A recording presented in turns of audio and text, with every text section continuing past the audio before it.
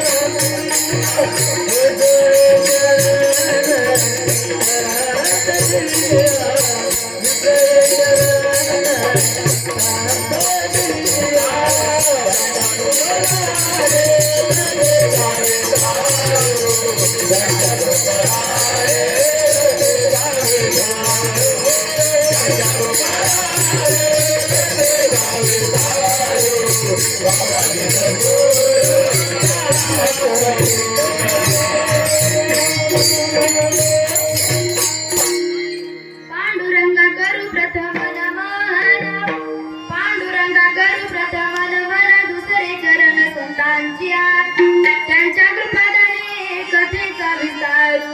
बाबाजी सद्गुरु दास तुका कलावज्ञ जीवोधराथावतारं,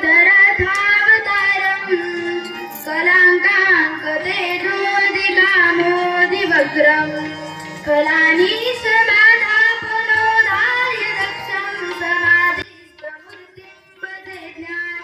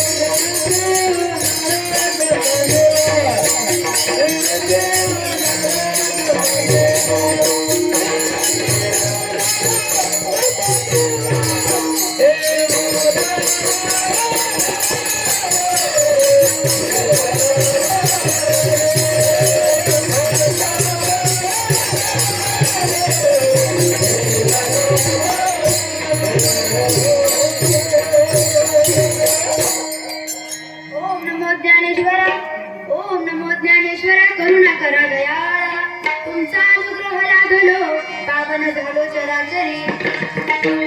जिथे ज्ञान विज्ञान संजीव होते, जिथे योग सिद्धी सामर्थ्य येते, तिथे मानवाला मिळे मोक्ष गाथा.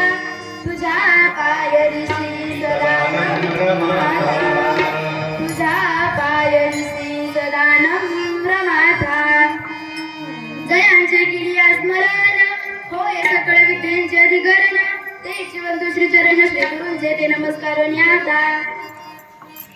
प्रस्तुत प्राप्त प्रसंगी प्राप्त असते संकल्पित वेळामध्ये अखंड कोटी ब्रह्मांड नायक, जगातील सर्व सत्ताधीश जगाचा मालक, पंढरीश परमात्म्याच्या सेवेकरिता निवडलेला अभंग, संसाराच्या नावावर शून्य घालून पुण्यमय धर्माची वाढ करणारे सकळ संत तुकोबाराय यांचा आहे. हा अभंग जसा नामपर आहे ना तसा उद्देशपर आहे. विठ्ठल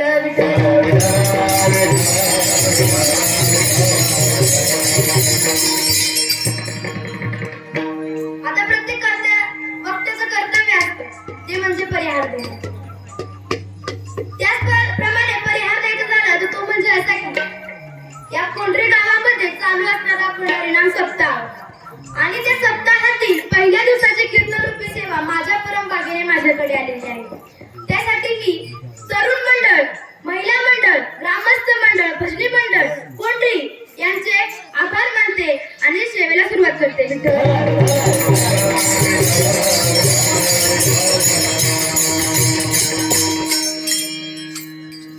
प्रस्तुत अभंगातून तुकोबाराय आपल्याला हिताहवा उपदेश करतात. मार्ग धावून गेल्या आधी दयानिधी संत देव. संतांनी सांगितलेल्या मार्गाने जर का आपण गेलो तर आपण सर्व सुखाला प्राप्त होतो. पण आपण या मार्गाने जात नसल्याने आपल्या पत्रामध्ये कायम दुःख प्राप्त होते. संसार दुःख मुळ चहूकडे इंगळ संसार दुःख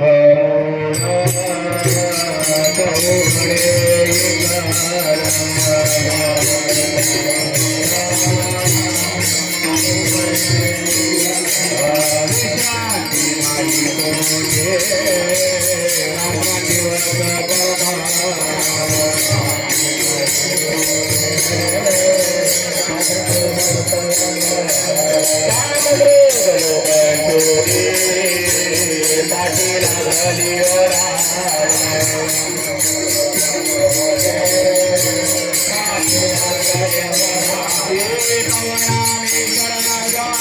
संसार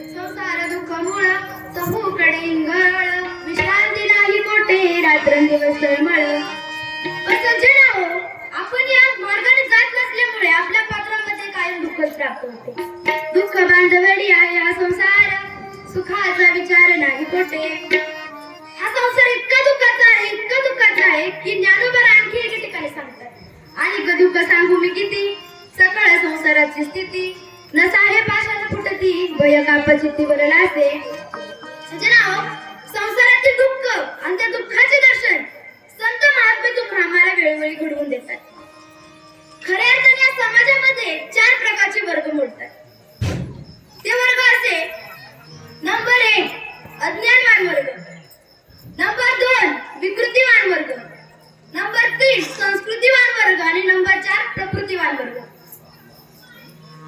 नंबर 1 अज्ञानवान वर्ग या वर्गामध्ये केवळ आणि केवळ या वर्गामध्ये स्वार्थीही नाही आणि परार्थीही नाही असे लोक म्हणतात म्हणजे स्वतःही सत्कार्य करायचे नाही दुसऱ्यालाही सत्कर्म करू द्यायचे बोलत चला दुसऱ्यालाही सत्कर्म करू द्यायचे समजलं का तुम्हाला नसेल समजलं तर टेन्शन घेऊ नका मी सांगते स्वतःही माळ घालायची नाही आणि दुसऱ्यालाही घालू द्यायची नाही आणि स्वतःही कीर्तनाला यायचं नाही आणि दुसरे जात असतात तर जाऊ द्यायचं नाही अशा प्रकारचे लोक या वर्गामध्ये मोडतात सजन हा पूर्वीचा काळ ध्यानात घ्या आता लाईट आहे म्हणून सोडून द्या पूर्वी 50 ते 60 वर्षापाठी खेडोपाडी लाईट नसायची सायंकाळ झाली की घरोघरी दिवे लागायचे मग त्या दिव्याभोवती किडे काकडे फिरताना तुम्हाला आम्हाला दिसायचे आता मला सांगा त्या दिव्याचा फायदा आपल्याला की त्या पाखरांना दिव्याचा फायदा आपल्याला की त्या पाखरांना आपल्याला कारण माऊली ज्ञानोबा सांगतात दिव्याभोवती फिरणारा पाखरू फिरून फिरून थकलं की त्यावर झडप मारतं आणि त्याचा परिणाम काय माऊली ज्ञानोबा सांगतात ते ते असं चुकू मरे दिव्याभोवती फिरणारा पाखरू स्वतः मरतं नवे दिवा विझवून मरतं आणि अशा प्रकारचे लोक तुम्हा आम्हाला या वर्गामध्ये मोडताना दिसतात जगाचंही सोडा हो पण ज्याला स्वतःच हित कळत नाही हा झाला अज्ञानी हा झाला नंबर 1 अज्ञानवान वर्ग विठ्ठल विठ्ठल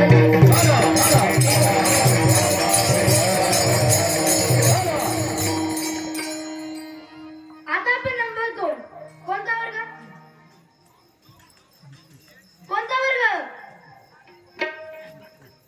असं विसरू नका मी आधी मध्ये प्रश्न विचारते आणि प्रश्नांची उत्तर भेटली नाही की मग जाऊ दे नंबर 2 विकृतिवान वर्ग कोणता वर्ग आता तरी बोला विकृतिवान वर्ग या वर्गामध्ये केवळ आणि केवळ स्वार्थी लोक मोडतात स्वार्थ साधिता न पाहे पराचे हित पूर्वीची एक म्हण आहे बघा कोणती मी सांगते पूर्वीची एक म्हण आहे बघा तुझं घर जळालं तरी चालेल पण माझं वांग भाजलं पाहिजे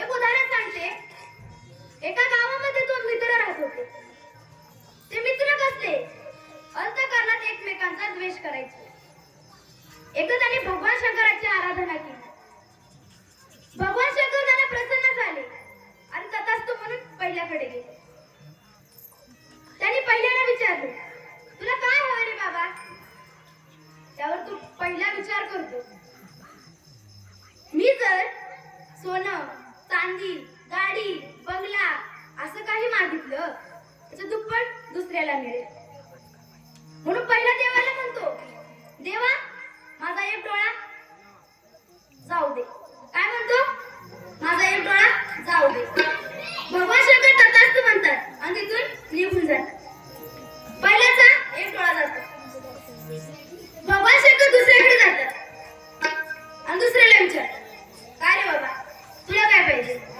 त्यावर दुसरा विचार करतो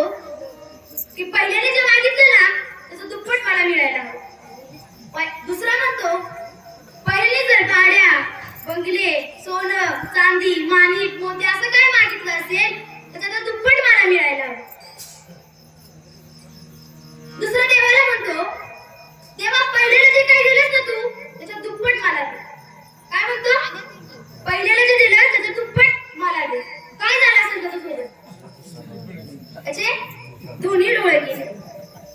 अशा प्रकारचे लोक या समाजात आहेत. हा झाला विकृतिमान वर्ग. विठ्ठल विठ्ठल.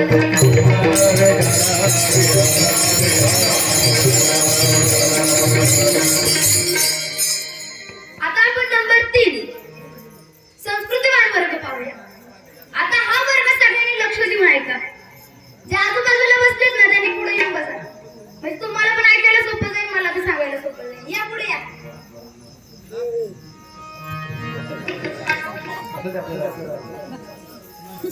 तर हा वर्ग आहे संस्कृतिवान वर्ग. या वर्गामध्ये केवळ आणि केवळ परार्थी लोक म्हणतात. आता परार्थी म्हणजे काय? परार्थी म्हणजे दुसऱ्याचे हित पाहणार. या वर्गामध्ये साधू संत, महापुरुष, तुमचे आमचे आई वडील देखील या वर्गामध्ये म्हणतात. अहो, देखनात हिंदवी स्वराज्य निर्माण केलं ना, असं माझा राजा देखील या वर्गामध्ये म्हणतो. या वर्गाविषयी बोलण्यासाठी आपल्याला 700 वर्षापूर्वीचा काळ पाहावा लागेल. पैठण म्हणजे नायाच्या धर्माचे व्यासपीठ आणि तेथून 8 मैलावर आपेगाव नावाचं छोटंसं गाव होतं. त्या गावामध्ये कुलकर्णाच्या भगवत भक्त घराण्यातील विठ्ठलपंत व रुक्मिणी देवी यांना शक्य 1190च्या नंतर 4 बालके झाली. पहिला निवृत्ती, दुसरा ज्ञानदेव, तिसरा सोपान आणि चौथी मुक्ताई. पण सजना हो, जन्मजात वनवासात फुला या लेकराला. संन्यास घेतलेला माणूस पुन्हा संसार करू लागला. धर्म बुडाला म्हणून लोक कुजबुज करू लागले. अहो, आई वडील बायकोच्या परवानगीशिवाय संन्यासी होताच येत नाही. हा नियम आपले धर्मशास्त्र सांगते. पण त्यांना कोण समजावणार? धर्मरस तळाला जाईल म्हणून ग्रामस्थांची सभा झाली. विठ्ठलपंतांना दूर कोपऱ्यात उभं केलं गेलं, वाईट टाकलं गेलं. विठ्ठलपंतांनी आपल्या 4ही लेकरांना व आपल्या बायकोला घेऊन आळंदीत गावाबाहेर सिद्ध बेटावर झोपडी बांधून राहू लागले. कोणाला भेटायचं नाही, कोणाशी बोलायचं नाही, आमच्या वाटेवरून जायचं नाही, घाटावर पाणी भरायचं नाही, वाण्याकडून सौदा घ्यायचा नाही, नाव्याकडून हजामत करायची नाही, गवळ्याकडून दूध घ्यायचं नाही. हे सारं बंद झालं त्यांचं. पण तरीही त्याच विठ्ठलपंतांनी आपल्या लेकरांना रामायण, महाभारत, भागवत असं काही सांगावं त्यांनी स्वतः म्हणून ऐकावं. अशी ही 4ही भावंड हळूहळू मोठी मुलाची ती गावात येऊ लागली. मग गावकऱ्यांनी त्यांचं कौतुक केलं असेल का? नाही, पण छळ मात्र भरपूर केला. निंदक म्हणायचे, अहो पंडोजी, वा बाजूला, नाही तर विटाळ होईल ना. सणासाची काठी समोर आली, आपण शकून झाला. शिंचांनो, कशाला तिथे गुंतायला? रान काय ओसपट की काय? सणासाची काठी समोर आली, अपशकुन झाला. काही जण तर लहान मुलाला सांगून दगड देखील मारायचे. काही जण तर त्यांना म्हणायचे, पुन्हा दिसलात ना तेवढं तोंड हातात दे, भले आंघोळ करावी लागली तरी चालेल. अहो, काय वाटलं असेल त्यांच्या आई वडिलांना? आजकाल आपल्या पोराला जर एखाद्याने नुसता हात झाला तरी डायरेक्ट पदर खुपसून आपण त्याच्यासमोर भांडायला जातो. पण संयम होता त्या मायबापाकडे. काय वाटलं असेल त्या आई वडिलांना? विठ्ठलपंत या रोजच्या छळवादाला कंटाळले आणि त्याने तीर्थयात्रा जाण्याचा निर्णय घेतला. विचार ठरला आणि आपल्या बायको मुलांना घेऊन ते तीर्थयात्रेस निघाले. ज्ञानोबाची दृष्टी फार तीक्ष्ण. जे पाहावं ना ते लक्षात ठेवावं. नदी, डोंगर, दर्या, सज्जन, दुर्जन, गरीब, श्रीमंत अशा साऱ्या गोष्टींचा अभ्यास केला. ज्ञानोबाला जे कळावं ना ते त्यांनी लहानग्याला समजावून सांगावं. अशी 4ही भावंड हळूहळू मोठी झाली होती. ही प्रवास करून पुढे गेली, पण निवृत्ती मात्र तिथेच राहिली. ही नाशिक त्र्यंबकेश्वरला पोहोचली. निवृत्तीला तिथलं नैसर्गिक रम्य ठिकाण फार आवडलं होतं. ही सगळी पुढे गेली, पण निवृत्ती मात्र तिथेच राहिली. पुढे वाघाची रडकळी ऐकून तो फार घाबरला आणि तो एका गुहेत शिरला. तिथे त्याला मृत्युंजय मंत्राचा जप ऐकू आला. हे योगी गहिनीनाथ होते.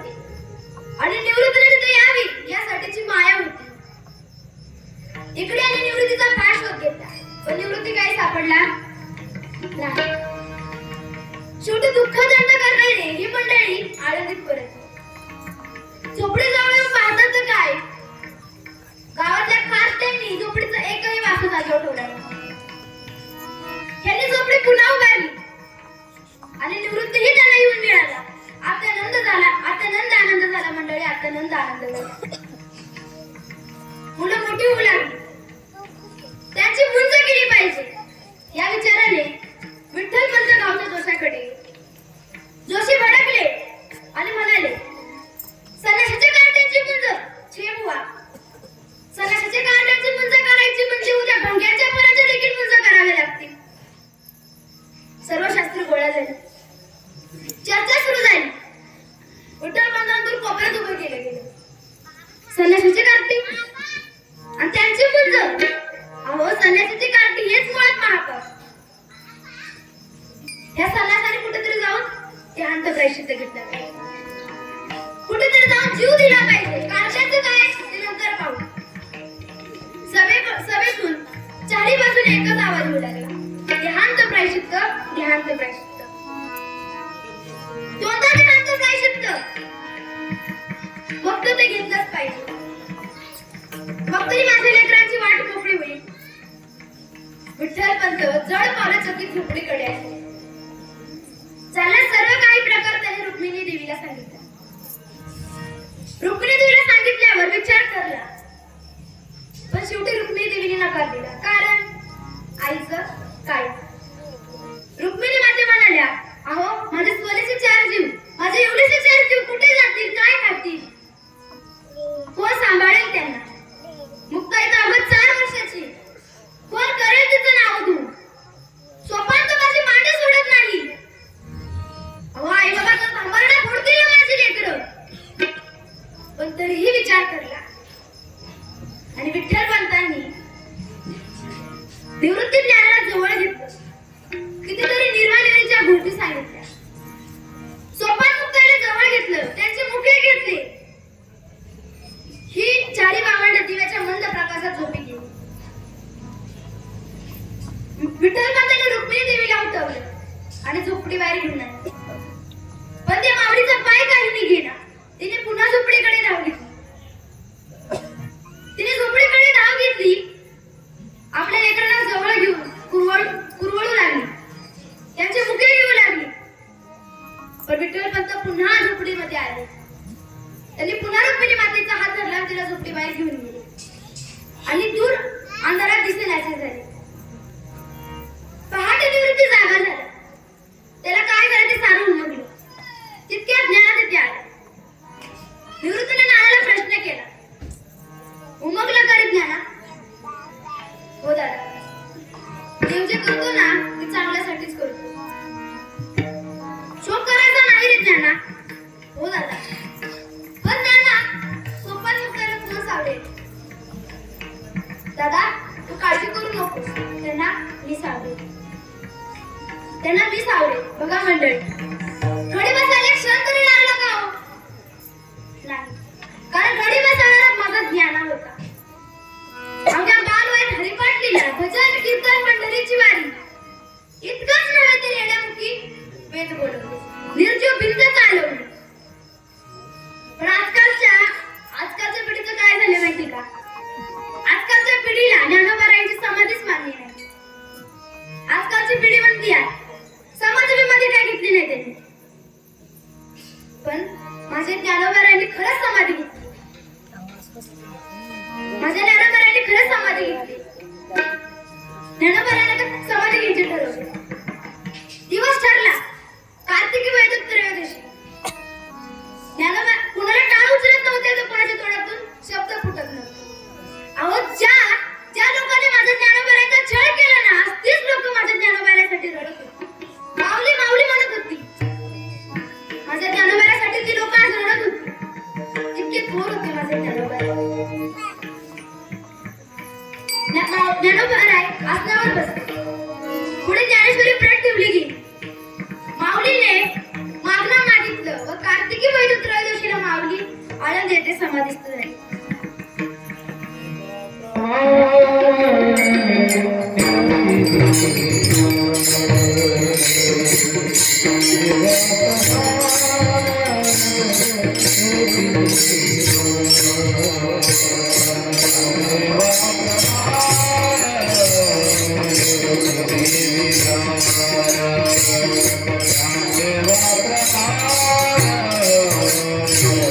देवा